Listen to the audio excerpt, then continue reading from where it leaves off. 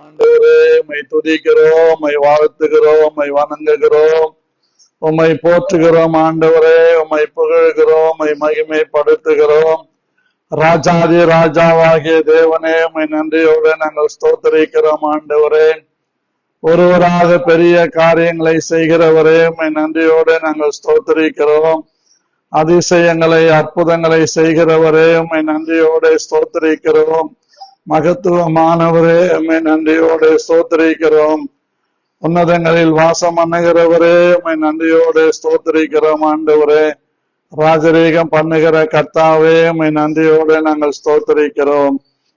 மகிமையும் மகத்துவமும் நிறைந்தவரே, உம்மை நன்றியோடு ஸ்தோத்திரிக்கிறோம்.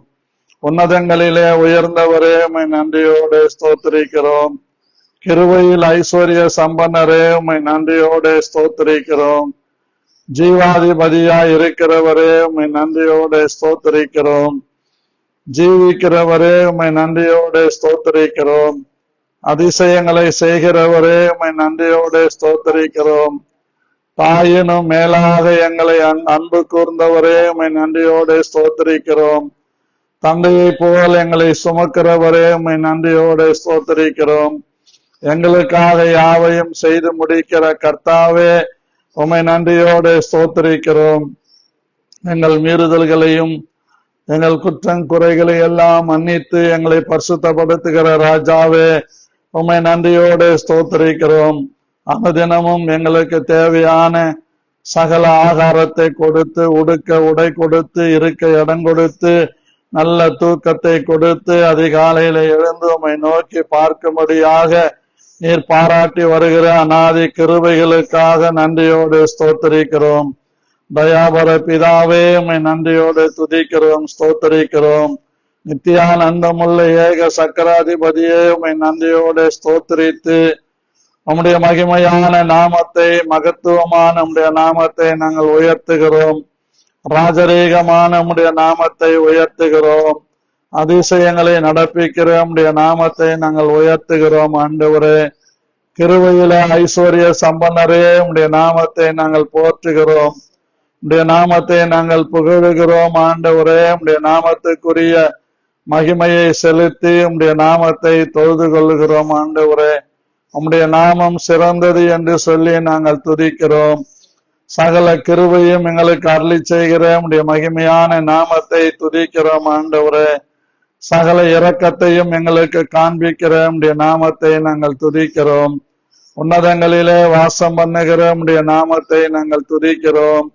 கிருபையில ஐஸ்வர்யம் உள்ளவராகிய உம்முடைய நாமத்தை நாங்கள் துதிக்கிறோம். ஆண்டவரே, இரட்சகராகிய தேவனே, நன்றியோடு உம்முடைய நாமத்தை தொழுது கொள்ளுகிறோம். ஆண்டவரே, பரிசுத்தத்தில் பயங்கரமானவரே, உம்முடைய நாமத்தை நாங்கள் பணிந்து கொண்டு உம்முடைய நாமத்துக்கு ஆராதனை செய்கிறோம். ஆண்டவரே, உம்முடைய நாமம் சிறந்தது, உம்முடைய நாமம் உயர்ந்தது, உம்முடைய நாமம் ஆண்டவரே அதிசயமானது. அதற்காக உம்மை ஸ்தோத்திரிக்கிறோம். ஆண்டவரே, கிருபாசனபதியே, உம்மை நன்றியோடு ஸ்தோத்திரிக்கிறோம். ஆண்டவரே, இரக்கத்தில் ஐஸ்வர்யம் உள்ளவரே, உம்முடைய நாமத்தை ஸ்தோத்திரிக்கிறோம். ஆண்டவரே, மகிமையின் தேவனே, உம்முடைய நாமத்தை ஸ்தோத்திரிக்கிறோம். ஆண்டவரே, ராஜரீகம் பண்ணுகிற உம்முடைய நாமத்தை நாங்கள் ஸ்தோத்திரிக்கிறோம். ஆண்டவரே, இரக்கங்களின் பிதாவே, உம்முடைய நாமத்தை நாங்கள் ஸ்தோத்திரிக்கிறோம். ஆண்டவரே, ராஜரீகம் பண்ணுகிறவரே, உம்முடைய நாமத்தை நாங்கள் ஸ்தோத்திரிக்கிறோம்.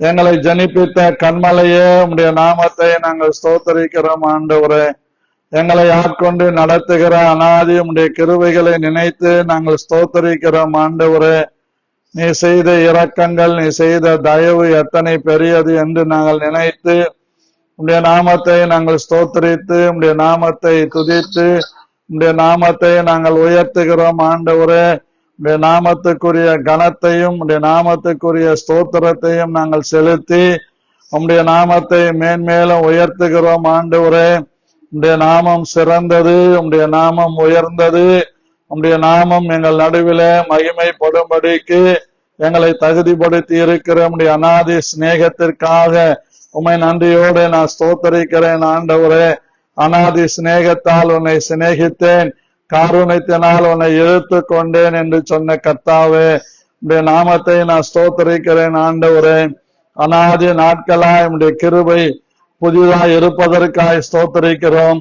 காலைதோறும் உடைய புதிய கிருபைகளை நினைத்து ஸ்தோத்தரிக்கிறோம். ஆண்டவரே கர்த்தாவே, இந்த நாளிலும் கூட பரலோகத்தின் தேவனானவர் என் இருதயத்தின் தியானத்தையும் என் வாயின் வார்த்தைகளையும் ஆண்டவரே பேசுகிற அடியனையும் கேட்கிற யாவருக்கும் இயேசு கிறிஸ்துவின் நாமத்தில் பிரீதியாய் இருப்பதாக என்று இயேசு கிறிஸ்துவின் நாமத்தில் ஜெபிக்கிறேன் நல்ல பிதாவே, ஆமேன்.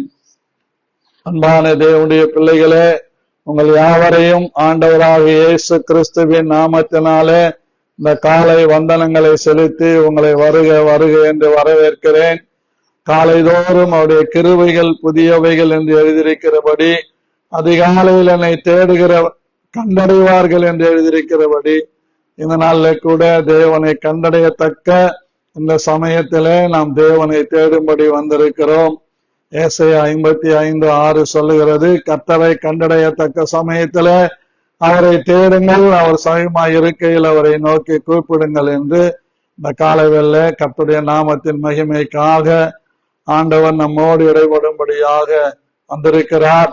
அவருக்கு இடம் கொடுப்போம், அவர் நம்மிலே கிரியை செய்வார். அவர் கிருபை என்றென்றைக்கும் உள்ளது என்பதை நாம் சிந்தித்து கர்த்தருடைய நாமத்தை மகிமைப்படுத்துவோம். இப்பொழுதும் நம்முடைய வேத புத்தகத்தில நாம் தினந்தோறும் இந்த நாட்களில் சிந்தித்து வருகிற ராஜாக்களின் புஸ்தகம் 17ஆம் அதிகாரம் 10வது வசனத்தின்படிதான் இன்றைக்கு நாம் சிந்திக்க இருக்கிறோம். பிரியமானவர்களே, எலியா கேரித் ஆற்றங்கரையில் இருக்கிறான். கர்த்தர் அவனுக்கு காலையிலும் மாலையிலும் இறைச்சியையும் அப்பத்தையும் கொடுத்து காகங்களிடத்தில் அனுப்பினார். இறைச்சி அப்பத்தை கொண்டு வந்த காகங்கள் நிறுத்தப்படுகிறது. ஆற்றின் தண்ணீர் வற்றி போகிறது. கர்த்தர் சாரிபாத் என்கிற ஒரு விதவையை அவனை போஷிக்க ஆயத்தப்படுத்துகிறார். அந்த சாரிபாத் அந்த விதவையை தேடி எலியா போகிறான். அந்த சம்பவம் தான். அப்படியே அவன் எழுந்து சாரிபாத்துக்கு போனான். அந்த பட்டணத்தின் ஒளிமுக வாசலுக்கு அவன் வந்தபோது அங்கே ஒரு விதவை விறகு பொறுக்கி கொண்டிருந்தாள். அவன் அவளை பார்த்து கூப்பிட்டு, நான் குடிக்கிறதற்கு கொஞ்சம் தண்ணீர் ஒரு பாத்திரத்தில் எனக்கு கொண்டு வா என்றார். பிரியமானவர்களே, நாம் தொடர்ந்து இந்த பாத்திரத்தில் கொஞ்சம் தண்ணீர் என்று சில நாட்கள் சிந்தித்தோம். இன்று கடந்த நாட்கள்லாம் நாம் பாத்திரத்தில் என்று சிந்தித்து கொண்டு வருகிறோம். ரோமர் 9ஆம் அதிகாரத்தில் 21வது வசனம் சொல்லி இருக்கிறபடி, மிதியிட்ட களிமண்ணினாலே குழவன் ஒரு பாத்திரத்தை கனமான காரியத்திற்கும் கனவீனமான காரியத்திற்கும் அவன் எப்படி அதை உருவாக்குகிறானோ அப்படி தேவன் நம்மை உருவாக்குகிறார் என்று நாம் சிந்தித்து கொண்டு வருகிறோம். இப்பொழுதும் ஆண்டவராகிய கர்த்தர் நேற்றைய தினத்தினுடைய பகுதியை நாம் சிந்திக்க இருக்கிறோம். யோவான் சுவிசேஷத்தை திருப்பிக் கொள்ளுங்கள். 2ஆம் அதிகாரத்திலே, பிரியமான கர்த்தருடைய பிள்ளைகளே, உங்களுக்காக நான் வாசிக்கிறேன். 5, 6, 7 வசனங்களை வாசிக்கிறேன். கர்த்தர் நம்மை ஆசீர்வதிப்பாராக. அதற்கு இயேசு, ஸ்திரீயே, எனக்கும் உனக்கும் என்ன? என் வேலை இன்னும் வரவில்லை என்றார். அவருடைய தாய் வேலைக்காரரை நோக்கி, அவர் உங்களுக்கு என்ன சொல்லுகிறாரோ அதன்படி செய்யுங்கள் என்றால், யூதர்கள் தங்களை சுத்திகரிக்கும் முறைமையின்படியே ஒவ்வொன்று 2, 3 குடம் தண்ணீர் கொள்ளத்தக்க 6 கற்சாடிகள் அங்கே வைத்திருந்தது. இயேசு வேலைக்காரரை நோக்கி, ஜாடிகளில் தன்னை நிரப்புகள் என்றார். அவர்கள் அவைகள் நிறைய நிரப்பினார்கள் என்று சொல்லியிருக்கிறது. ஆமேன். உட்கார்ந்துக்கிறீங்களா? நல்லா கவனிங்க பிரியமானவர்களே. நேற்றைய தினத்துல நாம் சிந்தித்தோம், இந்த கானாவூர் கல்யாண வீட்டில அந்த எஜமான் அந்த ஜாடிகளை ஒன்று 2 குடம் நிரம்பத்தக்கது, இன்னொன்று 3 குடம் நிரம்பத்தக்கது. ஜாடிகள்ல வித்தியாசம் இருந்தது. ஜாடிகள்ல வித்தியாசம் இருந்தாலும் ஆவியானவர் ஒருவரே என்பதை நாம் பார்க்க வேண்டும். அன்பான கர்த்தருடைய பிள்ளைகளே, ஊழியங்களிலேயும் வித்தியாசங்கள் இருக்கிறது. ஆவியானவர் ஒருவரே. இதை நாம் சிந்திக்க நாம் கடனாளிகளாய் இருக்கிறோம். அன்பான தேவனுடைய ஆவியானவர் இந்த நாளிலே நம்மோடு கூட இடைப்படும்படியாய் வந்திருக்கிறார். பிரியமானவர்களே, தேவன் அந்த வித்தியாசமான பாத்திரங்களின் மேலே அவருடைய கண்கள் போகிறது. கர்த்தருக்கு ஸ்தோத்திரம். தேவன் சில காரியங்களை வித்தியாசமாக செய்கிறவர். சில காரியங்கள் எல்லாம் அவர் செய்கிறது விகற்பமாக இருக்கும். நம்மளால் அதை புரிந்து கொள்ள முடியாது. அந்த வித்தியாசமான அந்த 2 ஜாடிகளும் அந்த கல்யாண வீட்டில வைக்கப்பட்டிருந்த ஆண்டவர் அநேக நேரங்களில் வித்தியாசத்தை உண்டு பண்ணுகிறார். எதற்கு வித்தியாசம்? அவருடைய சித்தத்தை நிறைவேற்றுவதற்கு. எதற்கு இந்த வித்தியாசத்தை வைக்கிறார்? அவருடைய இருதயத்தின் விருப்பம் நம்மிலே நடக்கும்படி. எதற்கு அவர் வித்தியாசங்களை தேவன் அனுமதிக்கிறார்? அவருடைய சித்தம் இந்த பூமியில நிலைவரப்படுத்தும்படியாக ஆண்டவர் செய்கிறார். ஆண்டவருடைய படைக்கும் போது நாம் பார்க்கணும், பகலுக்கும் இரவுக்கும் வித்தியாசம் உண்டாக்கினார். பாருங்க, பகலையும் இரவையும் ஆள பெரிய வெளிச்சத்தை ஆண்டவர் உண்டாக்கினார். அது வித்தியாசமாக உண்டாக்கப்பட்டது. கர்த்தருக்கு ஸ்தோத்திரம். ஆண்டவருடைய வசனம் சொல்லுது, யாத்திராகம் 8:23 என் ஜனங்களுக்கும் உன் ஜனங்களுக்கும் வித்தியாசம் உண்டாகும்படி செய்வேன், இந்த அடையாளம் நாளைக்கு உண்டாகும் என்று கர்த்தர் சொல்லுகிறார் என்று சொல் என்றார். மோசே பார்வோனிடத்துல போய் சொல்றார், உன்னுடைய ஜனங்களுக்கும் என்னுடைய ஜனங்களுக்கும் வித்தியாசம் உண்டாக செய்வேன். ஆம், தேவன் அனுப்பின எல்லா வாதைகளும் எகிப்தியரை சந்தித்தது. ஆனால் இஸ்ரவேலர்களுக்கு ஒரு சின்ன பாதிப்பு கூட வரவில்லை. காரணம், ஆண்டவர் வித்தியாசம். ஆண்டவருடைய வித்தியாசங்களை நாம் ஒரு நாளும் புரிந்து கொள்ள கூடாது. அதே மாதிரி யாத்திராகம் 9:4 பார்க்கிறோம், கர்த்தர் இஸ்ரவேலின் மிருக ஜீவன்களுக்கும் எகிப்தியரின் மிருக ஜீவன்களுக்கும் வித்தியாசம் பண்ணுவார் என்று சொல்லப்பட்டிருக்கிறது. லேவியராகமும் 10:10 வாசிக்கிறோம், பரிசுத்தம் உள்ளதற்கும் பரிசுத்தம் இல்லாததற்கும் தீட்டுள்ளதற்கும் தீட்டில்லாததற்கும் வித்தியாசம் உண்டு பண்ணுகிற தேவன் அவர். கர்த்தருக்கு ஸ்தோத்திரம். லேவியராகமம் 11:46 படிக்கிறோம், சுத்தமானதற்கும் அசுத்தமானதற்கும் புசிக்கத்தக்க ஜந்துக்களுக்கும் புசிக்கத்தகாத ஜந்துக்களுக்கும் வித்தியாசத்தை ஆண்டவர் உண்டு பண்ணுகிறார். கர்த்தருக்கு ஸ்தோத்திரம் உண்டாகட்டும்.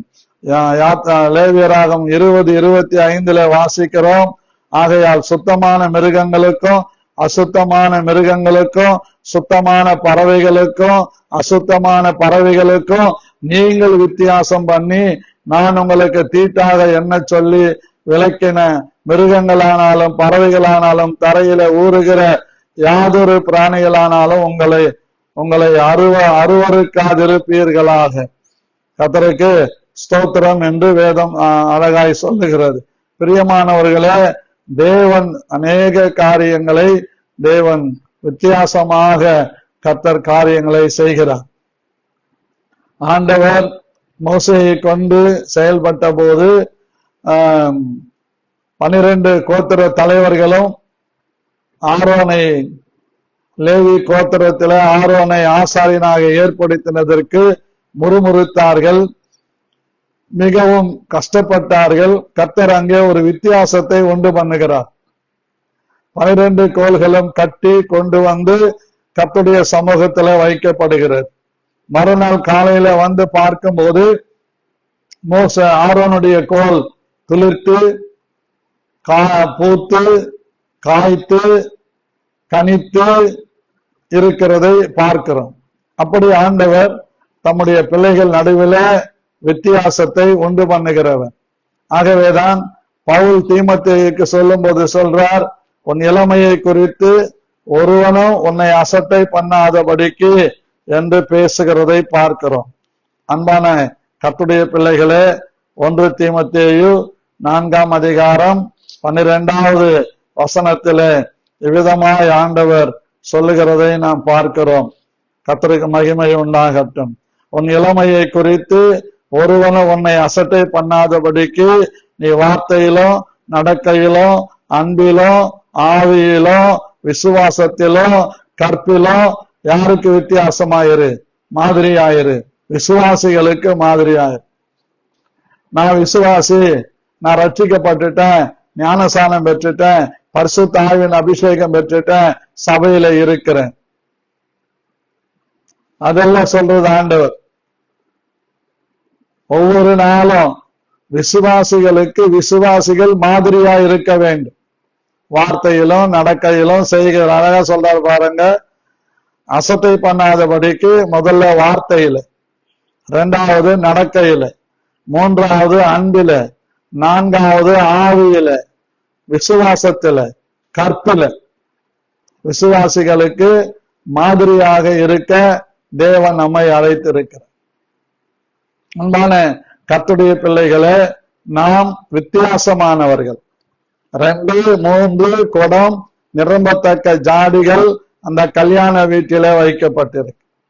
இந்த கல்யாண வீடு எதற்கு ஒப்பனையா இருக்கிறது? பரலோகத்திற்கு ஒப்பனையா இருக்கிறது. கல்யாண வீடு எதற்கு ஒப்பனையா இருக்கிறது? இயேசு கிறிஸ்துவின் ரத்தத்தினாலே மீட்கப்பட்ட சபைக்கு ஒப்பனையா இருக்கிறது.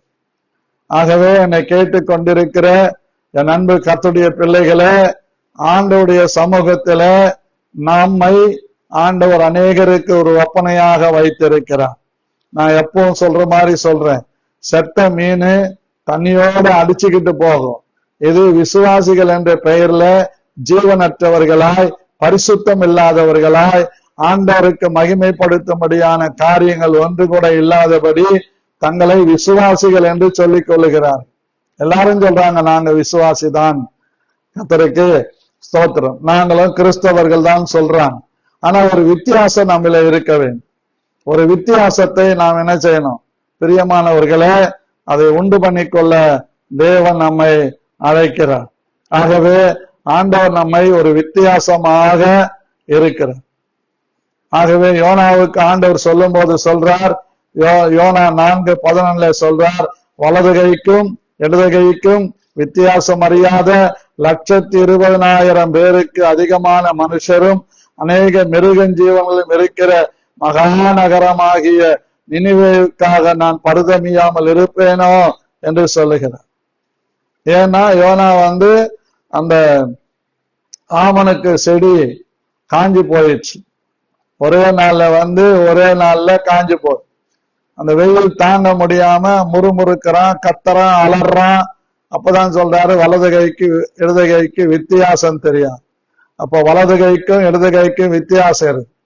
வலது கை செய்ய வேண்டிய வேலையை வலது கை செய்கிறது, இடது கை செய்ய வேண்டிய வேலையை இடது கை செய்கிறது. யோசித்து பாருங்க, இடது கை செய்ய வேண்டிய வேலையை வலது கை செஞ்சா எப்படி இருக்கும்? அது எப்போது நடக்கும்னு கேட்டா, தங்கள் சர்வத்துல மாற்றங்கள் நிகழும் போது, உறுப்புகள்ல மாற்றம் நிகழும் போதுதான் அநேக நேரங்கள்ல இடது கை பழக்கம் உள்ளவங்க பைபிள்ல எகு அப்படின்னு ஒருத்தர் இருக்கிறார். அவர் இடது கை பழக்கம் உள்ளவர். அந்த இடது கை பழக்கம் உள்ள அவர் அதை கொண்டு பெலிஸ்திய பார்வோனுடைய எகிப்திய மற்ற எல்லா சத்துருக்களை முறியடிக்கிறார், மீதியானியரை முறியடிக்கிறார், பெரிய ஜெயத்தை கொடுக்கிறார். கர்த்தருக்கு ஸ்தோத்திரம், அல்லேலூயா. பிரியமானவர்களே, வேதம் அழகாய் நமக்கு கற்றுக் கொடுக்கிறது. நமக்கு வித்தியாசப்பட்ட ஒரு அனுபவங்கள் நமக்கு வேண்டும். எதுல வித்தியாசம் அப்படின்னு கேட்டா, இந்த உலகத்துல கிராமத்துல சொல்லுவாங்க மேல் வரப்பு கீழ் வரப்புன்னு. அதெல்லாம் வரப்புல வித்தியாசம். ஆனா கிறிஸ்துவ வாழ்க்கையில வித்தியாசம் கிடையாது. கிறிஸ்துவ வாழ்க்கையில ஆண் என்றும் இல்லை, பெண் என்றும் இல்லை. கர்த்தருக்கு ஸ்தோத்திரம். இன்னைக்கு நம்ம மரமல்லகல்ல எடுத்துக்கங்க, எத்தனை பெண்கள் ஆட்டோ ஓட்டுறாங்க. ஆண்கள் சம்பாதிக்கிறத விட அவங்க டபுளா சம்பாதிக்கிறாங்களாம். நான் ஒரு சிஸ்டரை பார்த்து ரயில்வே ஸ்டேஷன்ல கேட்டேன், உங்களுக்கு யாரும் தொல்லை கொடுக்கறது இல்லையாமான்னு கேட்டேன். தொல்லை கொடுக்கறாங்க, அதனால நமக்கு பேக்ரவுண்ட் இருக்கிறதுனால தொல்லை கொடுக்க மாட்டாங்க ஐயா அப்படின்னு சொல்றாங்க. ஏன்னா அவங்க யார் வந்தாலும் அவங்க ஆட்டோல ஏறி போறாங்க, ஆண்கள் அப்படியே நிக்கிறாங்க. ஏன்னா அவங்க ரேட்டு பேசுறாங்க, இவங்க கொண்டு போய் இறக்கி விட்டு ரேட்டு சொல்றாங்க, ஏதோ பார்த்து செய்யுங்கன்றாங்க. அந்த ஒரு வார்த்தையிலேயே எல்லாரும் பிளாட் ஆயிடுறாங்க. பார்த்து செய்யுங்கன்னு சொன்ன உடனே அவங்க மேல இறக்கப்பட்டு 100 110 120 கொடுப்பான். இப்படி அநேக காரியங்களை நான் அப்பப்போ சில வித்தியாசங்கள் இருக்கும்போது அதை பார்த்து விசாரிப்பேன். அது என்னுடைய பழக்கம். அப்படி காரியங்கள். ஆகவே இந்த நாட்கள்ல நமக்கு வித்தியாசம் எதுல இருக்கணும் அப்படின்னு கேட்டா, இங்க பவுல் தீமோத்தேயுக்கு சொல்ற மாதிரி வார்த்தையிலும் செய்கையிலும் நடக்கையிலும் கற்பிலும் அன்பிலும் விசுவாசத்திலும் தேவனை அறிகிற அறிவிலும் விசுவாசிகளுக்கு மாதிரியாக வித்தியாசமாக இருக்க வேண்டும். கர்த்தருக்கு ஸ்தோத்திரம். நிறைய ஊழியக்காரங்க இருக்கிறாங்க. ஆனா நான் என்ன நினைக்கிறேன்னா, அந்த ஊழியக்காரங்களுக்கு நான் ஒரு வித்தியாசமான ஊழியக்காரனா இருக்கணும்னு விரும்புறேன். ஏன்னு கேட்டா ஆண்டுடைய வார்த்தை அப்படிதான் சொல்லுது. ஆசீர்வாதமா இருக்க விரும்புறேன். என்னை பார்க்கிறவங்க மகிழ்ச்சியா சந்தோஷமா பார்க்கணும்னு விரும்புறேன். என்னை பார்த்தவங்க பார்த்த உடனே அங்க எங்க ஓடக்கூடாது. அவங்க என்னை பார்த்த உடனே வாங்கன்னு சொல்லி அக் பண்ற அளவுக்கு ஒரு வித்தியாசத்தை இருக்கணும்னு நான் நினைக்கிறேன். கர்த்தருக்கு ஸ்தோத்திரம் உண்டாவதாக. ஆகவே பிரியமானவர்களே, நாம் வித்தியாசம் உள்ளவர்களாக ஆண்டவருக்கு முன்பாக வாழ வேண்டும். அந்த 2 குடம் நிரம்புற அந்த கற்ஜாடியை போல, 3 குடம் நிரம்புற கற்ஜாடியை போல வித்தியாசம் இருக்கலாம். அவை 2மே தன் எஜமானுக்கு உபயோகப்பட்டு. நம்ம வீட்டிலேயே நம்ம வித்தியாசமா இருக்கலாம். ஒரு பிள்ளை சோம்பேறியா இருக்கலாம், ஒரு பிள்ளை சுறுசுறுப்பா இருக்கலாம். சோம்பேறியா இருக்கிற பிள்ளையை பார்த்து நிந்திக்கிறதும், சுறுசுறுப்பா இருக்கிற பிள்ளையை பார்த்து கண்டிக்கிறதும் அல்ல. எப்பவுமே ஒரு வித்தியாசம் எல்லா வீட்டிலையும் இருக்கு. ஒரே தாய்க்கு பிறக்கிற 2 பிள்ளைகளுக்கு வித்தியாசம் இருக்கும். அந்த தாய்க்கு உடன் பிறந்த சகோதர சகோதரிகளுக்குள்ளே வித்தியாசம் இருக்கும். அந்த வித்தியாசத்தை நாம் பேசல. நாம் பேச வர்றது என்னன்னா, ஆவிக்குரியவர்களாகிய நமக்குள்ளே ஒரு வித்தியாசம் இருக்கு. நம்ம எல்லாத்திலும் வித்தியாசப்பட்டவர்களாக அனுபவம் உள்ளவர்களாக இருக்க வேண்டும். கர்த்தருக்கு ஸ்தோத்திரம். வேதம் அழகாய் சொல்லுகிறது. ரோமர் 3:22.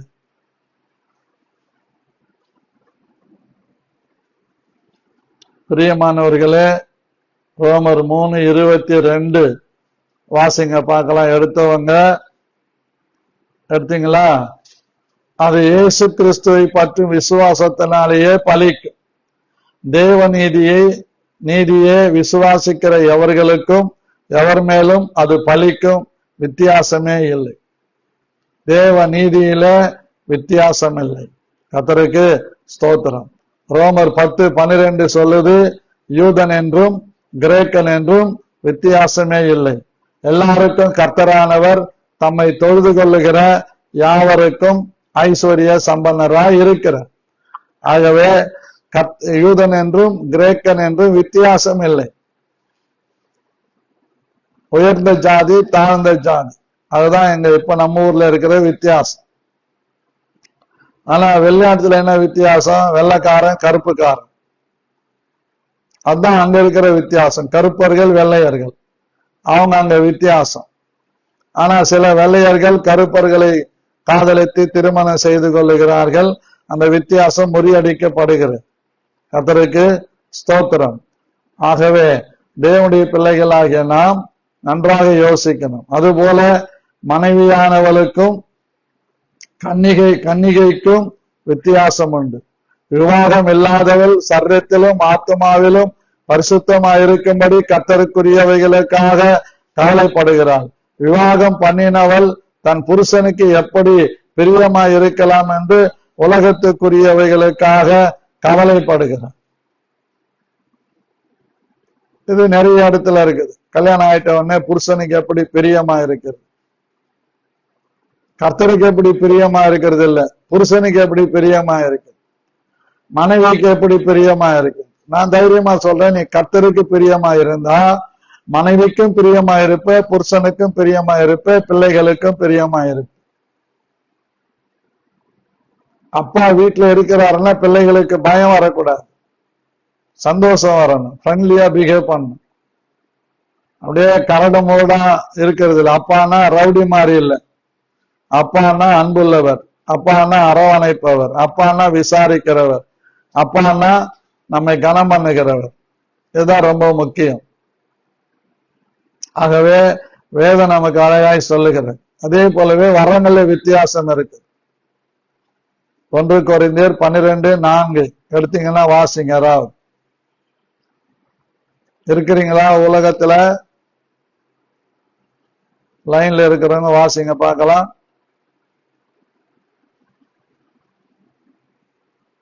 யாரும் இல்லையா?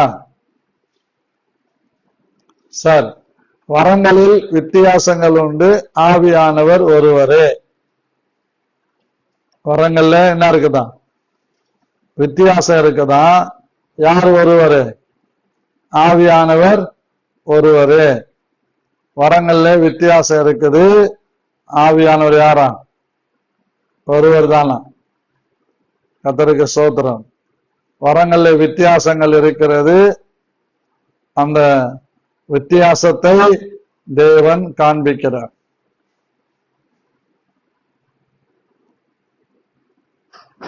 நம்ம ஆவிக்குரிய ஜீவியத்தில எல்லாத்திலையும் ஒரு வித்தியாசம் நமக்கு இருக்கணும். யாரெல்லாம் வித்தியாசமா இருக்கிறாங்களோ அவங்க ஆண்டவருக்காக வல்லமையாக எடுத்து பயன்படுத்தப்படுகிறார்கள். கர்த்தருக்கு ஸ்தோத்திரம்.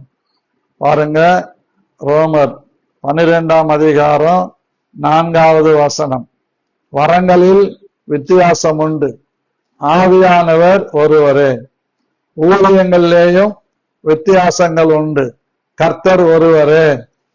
கிரியைகளிலேயும் வித்தியாசங்கள் உண்டு, எல்லாருக்குள்ளும் எல்லாவற்றையும் நடப்பிக்கிற தேவன் ஒருவரே. ஆவியினுடைய அனுக்கிரகம் அவனவன் பிரயோஜனத்துக்கென்று அளிக்கப்பட்டிருக்கிறது. எப்படியெனில், ஒருவனுக்கு ஆவியினாலே ஞானத்தை போதிக்கும் வசனமும், வேறொருவனுக்கு அந்த ஆவியினாலே அறிவை உணர்த்தும் வசனமும், வேறொருவனுக்கு அந்த ஆவியினாலே விசுவாசமும், வேறொருவனுக்கு அந்த ஆவியினாலே குணமாக்கும் வரங்களும், வேறொருவனுக்கு அற்புதங்களை செய்யும் சக்தியும், வேறொருவனுக்கு தீர்க்க தரிசனம் உரைத்தலும், வேறொருவனுக்கு ஆவிகளை பகுத்தறிதலும், வேறொருவனுக்கு பற்பல பாஷைகளை பேசுதலும், வேறொருவனுக்கு பாஷைகளை வியாக்கியானம் பண்ணுகிறதும் அளிக்கப்பட்டிருக்கிறது. இவ்வளவு வித்தியாசம். ஆகவே சபைகள்ல நிறைய வித்தியாசம் இருக்கு. ஒவ்வொரு சபைக்காரங்க ஒவ்வொரு மாதிரி நடத்துவாங்க. ஆனா அவங்க கிட்ட நம்ம பார்க்க வேண்டியது, ரட்சிக்கப்பட்டிருக்கிறாங்களா, மூழ்கி ஞானஸ்தானம் பெற்றிருக்கிறாங்களா, பரிசுத்த ஆவியின் அபிஷேகம் பெற்றிருக்கிறாங்களா, ஆவிக்குரிய சபையில இருக்கிறாங்களா, வருகைக்கு தன்னை ஆயத்தப்படுத்துறாங்களா. இந்த 5 கல்லு கையில எப்பவும் இருக்கணும் நம்ம மனசுல. இந்த 5 கல்லு கையில எப்பவும் இருக்கணும் நம்ம மனசுல. இது மனசுல இருந்தா வித்தியாசம் இருக்காது. ஆகவே அந்த பூமியில பிரியமானவர்களே, நம் எல்லா இடத்திலேயும், வார்த்தையிலும், செய்கையிலும், நடக்கையிலும், கற்பிலும், எல்லாவற்றிலேயும் நாம் விசுவாசிகளுக்கு மாதிரியா இருக்க கர்த்தராகிய தேவன் நம்மை அழைத்திருக்கிறார். அதுதான் ரொம்ப முக்கியம். ஆகவே இந்த காலை வேளையில ஆண்டவர் எல்லாவற்றிலேயும் வித்தியாசங்களை வைத்திருக்கிறார். Praise the Lord. வேதம் அழகாய் சொல்லுகிறது. 1 கொரிந்தியர் 17:7 அப்படியே புல்லாங்குழல் நீட்டா ஒரு குச்சி மாதிரி இருக்கும், அதுல ஓட்டைங்க இருக்கும், அது வாயில வச்சு அப்படியே கையில மாத்தி ஊதுவாங்க. கையில மாத்த அந்த புல்லாங்குழல்ல இருந்து இந்த ஃப்ளூட், ஆங்கிலத்துல, தமிழ்ல புல்லாங்குழல். இது அந்த அவங்க அழுத்துற அந்த விரல் அழுத்தத்துக்கு ஏற்றாற் போல, ஊதுகின்ற அந்த ஊதுக்கள் ஏற்றாற் போல அந்த இசையானது மாறி மாறி கொடுக்கிறது. கர்த்தருக்கு ஸ்தோத்திரம். சுரமண்டலம் முதலான சத்தமிடுகிற உயிரில்லாத வாத்தியங்கள் துணிகளில் வித்தியாசத்தை காட்டாவிட்டால், புயலால ஊதப்படுகிறதும் சுரமண்டலத்தாலே வாசிக்கப்படுகிறதும் என்னதென்று எப்படி தெரியும்? கிட்டாரை கீபோர்ட்ல வச்சு ஒரிஜினலா வாசிக்க முடியாது. வாசிக்கலாம், ஆனா ஒரிஜினலா வாசிக்க முடியாது. அந்த ஒரிஜினல் கிட்டார் தான். ஒரிஜினல் மேன்லின் தான். ஒரிஜினல் தம்பூரு தான். எல்லாத்தையும் கீபோர்ட்ல கொண்டு வந்திருந்தாலும் அந்தந்த வாத்தியங்களை அந்தந்த நேரத்துல நேர்த்தியாய் வாசிக்கும் போது கர்த்தர் மகிமைப்படுகிறார். கிண்ணறம் வாசிக்கிறதுல தாவீது நேர்த்தியானவனாயிருந்தான். அப்போ சவுலிடத்துல போய் கிண்ணறம் வாசிக்கும் போது தாவீது மேல இருந்த ஆவி வெளியே போகும். அதே மாதிரி எலிசா சொல்றாரு, கிண்ணறத்தை கொண்டு வாங்க. அந்த கிண்ணறம் வாசிக்க வாசிக்க அவள் மேலே கர்த்தருடைய அபிஷேகம் இறங்க இறங்க தீர்க்க தரிசனம் சொல்லுவோம். அதையெல்லாம் தான் நம்ம கிராமங்கள்ல பாக்குறோம். நீட்டா ஒரு கொம்பு இருக்கும், கீழே ஒரு சட்டி மாதிரி இருக்கும், மேல ஒரு குச்சி இருக்கும், அதுல ஒரு கம்பி கட்டி இருக்கும், கையில ஒரு ஸ்பிரிங் மாதிரி போட்டிருப்பான், தட்டுவான், டிங்கு டிங்கு டிங்கு டிங்கு. கிராமத்துல பாட்டுன்னு வருவாங்க, ராம ஜோசியம் கிளி ஜோசியம்,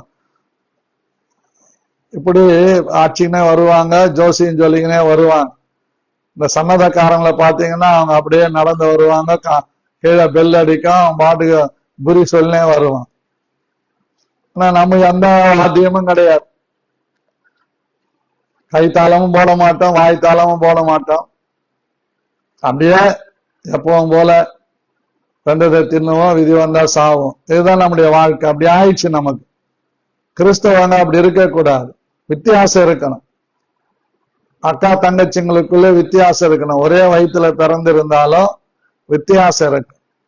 ஒரே குடும்பத்துல 4 பேர் இருப்பாங்கன்னு வச்சுங்களேன், ஒருத்தர் நட்டையா இருப்பாங்க, குட்டையா இருப்பாங்க, ஒருத்தருக்கு காலோ கையோ விரலோ ஏதோ ஒரு வித்தியாசம் இருக்கும். அதே மாதிரிதான் நம்முடைய ஆவிக்குரிய ஜீவியத்தில, வளர்ச்சியில, தேவனை அறிகிற அறிவில, ஜெபிக்கிறதுல, வேதம் வாசிக்கிறதுல, சபையில வந்து நிக்கிறதுல, சபைக்கு கொடுக்கிறதுல ஒரு வித்தியாசம். அதை தேவன் நம்மிடத்துல எதிர்பார்க்கிறார். கர்த்தருக்கு ஸ்தோத்திரம். வாத்தியங்கள் வித்தியாசமான ஒலியை எழுப்பும் போது ஆராதிக்கிறதுக்கு, துதிக்கிறதுக்கு, பாடுறதுக்கு நமக்கு ரொம்ப மகிழ்ச்சியா இருக்கு. ரிதம் பேட் வந்து இதுல இருக்குது, கீபோர்ட்லயே இருக்குது. அதை போட்டுருவாங்க, பாட்டுக்கு ஏத்த மாதிரி தட்டிடுவாங்க, அது டக்கு டக்கு டக்கு டக்கு டக்கு டக்கு டக்கு அது வாசனை இருக்கும். அது இல்ல, உண்மையான ரிதம் பேட் வாசிக்கும் போதுதான் அதோடைய எஃபெக்ட் நம்ம உணர முடியும். அப்படி நம்முடைய வாழ்க்கை கர்த்தருடைய கரத்துல நம்ம எப்படி இருக்கணும்னு சொல்லி நம்ம பார்த்துக்கணும். பாடல் பாடி வைக்கிறோம், உம்முடைய கரத்திலே நான் புல்லாங்குழல், உம்முடைய விருப்பத்தின்படி எல்லாம் என்னை பயன்படுத்தும் சொல்ற. கர்த்தருக்கு ஸ்தோத்திரம்.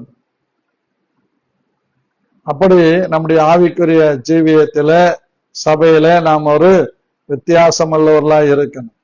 கடைசியா நான் வாசிக்கிறேன், கலாத்தியர் 4ஆம் அதிகாரம் 1வது வசனம் சொல்லுது, பின்னும் நான் சொல்லுகிறது என்னவெனில், சுதந்திரவாளியானவன் எல்லாவற்றுக்கு எஜமானாயிருந்தும் அவன் சிறு பிள்ளையா இருக்கும் காலமளவும் அவனுக்கு அடிமையானவனுக்கு வித்தியாசம் இல்லை.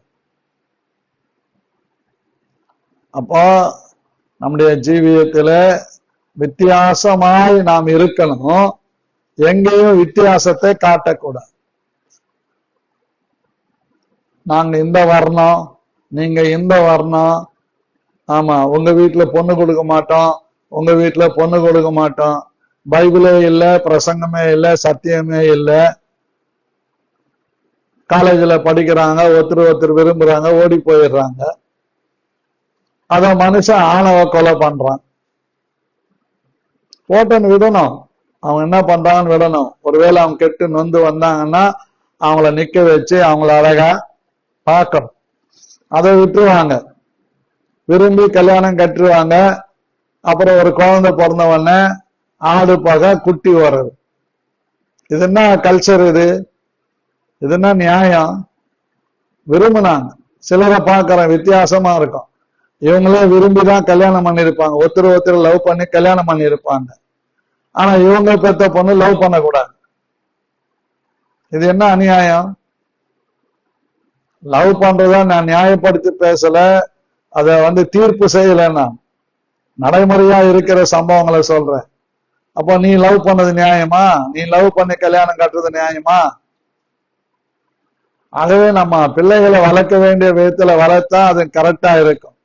பிள்ளையாண்டவனை நடத்த வேண்டிய விதத்துல நடத்தி முதிர் வயதிலும் விடாதிருப்பான். ஏன்னா என்னதான் இருந்தாலும் கை மீறி போயிட்டப்ப அப்படியே நம்ம வைராக்கியமா இருந்தோம்னா ஒரு காரியம் நடக்காது. பிள்ளைங்க தவறு பண்ணிச்சோன்னா எப்படி பிள்ளைகள் சிறு பிள்ளைகளா இருக்கும்போது நம்ம மேல கழிஞ்சிட்டா நம்ம தொடச்சிட்டு அதே ட்ரெஸ்ஸ போட்டுக்கிறோம், இல்ல கழட்டிட்டு வேற ட்ரெஸ் போட்டுக்கிறோம். அந்த ட்ரெஸ்ஸை கிழிச்சு கொளுத்தி போடுறது இல்லை, அதை கழுவிட்டு மறுபடியும் அதை யூஸ் பண்றோம். அப்படிதான் நம்முடைய பிள்ளைகள் தவறுவாங்க, நம்முடைய பிள்ளைங்க மிஸ்டேக் பண்ணுவாங்க, நம்முடைய பிள்ளைங்க சர்வசாதாரணமா செய்வாங்க. ஆனா பார்க்கணும், இந்த பாத்திரம் எப்படி இருக்குது, இந்த பாத்திரத்துல இவன் பானம் பண்ணுவானா, அந்த பாத்திரத்துல இவ பானம் பண்ணுவாளா அப்படின்னு சிந்திக்கணும். அப்படிப்பட்ட காரியங்களுக்கு நேரா நம்ம போகணும். நம்முடைய வித்தியாசம் எதுல? ஆண்டவருக்காக வாழ்வதில் எப்பவும் நம்ம ஒரு வித்தியாசமா இருக்கு. வார்த்தையிலும் செய்கையிலும் நடக்கையிலும் கற்பிலும் ஆவியிலும் அன்பிலும் விசுவாசிகளுக்கு ஒருவருக்கு ஒருவர் வித்தியாசமா இருக்கு. சிலர் பார்க்கிறேன் ஒரே சபையில இருப்பாங்க, அவன் முகரையே நான் பார்க்க மாட்டேன்னு இப்படி திரும்பிக்குவாங்க. நான் கேட்கிறேன் வெளிப்படையா, சப்போஸ் அவங்க பாவங்களை ஆண்டவர் மன்னிச்சு அவங்களை பரிசுத்தப்படுத்தி பரலோகத்துக்கு கொண்டு வந்துடுறாரு, உங்க பாவங்களை மன்னிச்சு உங்களை சுத்தம் பண்ணி பரலோகத்துக்கு கொண்டு வந்துடுறாரு. 2 பேரும் அங்க நிக்கிறீங்க. எப்படி லாசரவும் மரிச்சான், ஐஸ்வர்யவானும் மரித்தான். ஐஸ்வர்யம் பாதாளத்திலிருந்து கூப்பிடுறான், அவன் நுனி வரல எனக்கு தண்ணி என் தாகத்துக்கு கொடு. ஆபிரகாம் சொல்றாரு இங்கிருந்து அங்க வராதபடி அங்கிருந்து இங்க வராதபடி பெரிய பிளப்பு. அப்படியானா என் சகோதரங்க இன்னும் 5 பேர் இருக்கிறாங்க, அவங்க மனம் திரும்புறதுக்கு லாசரு போனா மனம் திரும்பிடுவாங்களா? நம்ம நினைப்போம் இவங்க போனா மனம் திரும்புவாங்க, அதெல்லாம் கிடையாது. அங்க லோக்கல்ல இருக்கிற அந்த ஏரியாவில் இருக்கிற ஊழியக்காரருடைய பிரசங்கத்தை கேட்டு ரட்சிக்கப்பட்டு பரிசுத்தப்பட்டு வந்தாதான் முடியும். கொர்நேலியு பைபிள்ல பாக்கிறோம், தான தர்மம் பண்றவனா இருந்தா, குடும்பத்தோட தேவனை மகிமைப்படுத்துகிறவனா இருந்தா, இயேசு கிறிஸ்துவை ஏற்றுக்கொள்ளல, அந்த தேவனை யெகோவா தேவனை ஆராதித்து வந்த அவனை தேவதூதர் வந்து சந்திக்கிறாரு. யோப்பா பட்டணத்துல சீமோன் என்ற ஒருத்தன் இருக்கிறான், அவனை கூப்பிடு, அவன் வந்து நடக்க வேண்டிய வழிகளை சொல்லுவான்னு. ஏன்னா இவன் மரிச்சான்னா அப்படியே போய் பரதீசுல இருந்துருவான், பரலோகத்துக்கு போக முடியாது, நியாய தீர்ப்பு நாள்ல நிக்க முடியும். ஆகவே என்ன பண்றார் ஆண்டவர் தெளிவா சீமோனை அழைப்பிச்சு சீமோன் மூலமா பிரசங்கம் கேட்டு அவன் வீட்டுல இருக்கிற எல்லாரும் அபிஷேகம் பெற்றாங்க. அவன் கிரேக்கன்.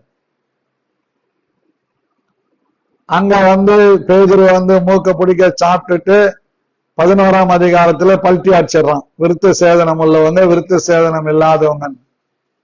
முந்தினவன் பேதுரு தான், ஆனா அவனே பர்ணபாபாவால இது கொண்டு போயிடுறான்.